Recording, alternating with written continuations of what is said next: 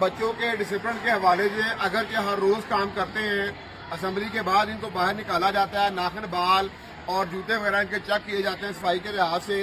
कल कहने के बावजूद भी आज कितने बच्चे जो हैं वो बाल नहीं कटवा के आए।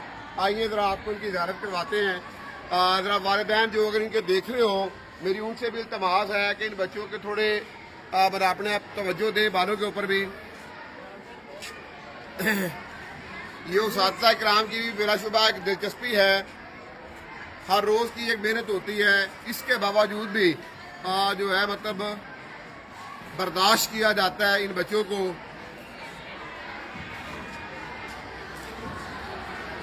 बच्चे भी माशाल्लाह छोटे नहीं हैं, लेकिन इसके बावजूद जो है मतलब एक डटाई का मुजाहरा करते हैं, एक शर्मिंदगी का लेबल जो है मतलब हर रोज अपने ऊपर चिपकाते हैं। वादा जरूर करते हैं लेकिन